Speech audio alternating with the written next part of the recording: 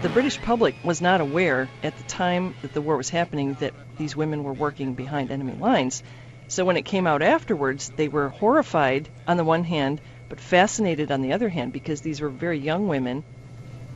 Code Name Pauline is the memoir of Pearl Witherington, one of the only women to lead French rural fighters, the Maquis. She was one of the most famous women of the British organization, the Special Operations Executive. The Special Operations Executive was a wartime agency created to train agents in Britain, people who could pass as natives of Nazi-occupied countries. And they would go in and they would organize resistance activities in those countries. Pearl Witherington was born and raised in Paris. Then, in December of 1940, the Germans started rounding up all British subjects, and Pearl and her family were British citizens. And so she took a lengthy trip out of northern France, which was considered occupied France, to southern France. Then she escaped to London, and then she went to the SOE.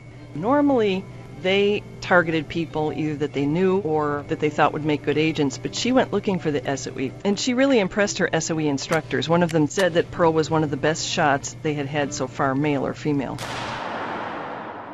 Pearl parachuted into France September 22nd, 1943.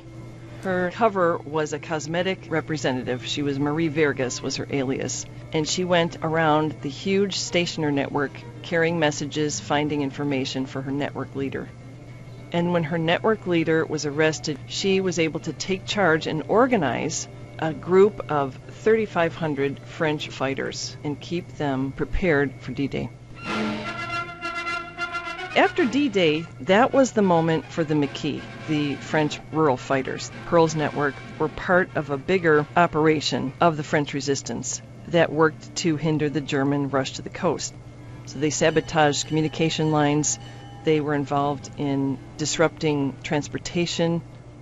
General Eisenhower publicly stated that the Allied invasion of Normandy would not have been successful without the efforts of the French resistance, many who had been trained and armed by the SOE.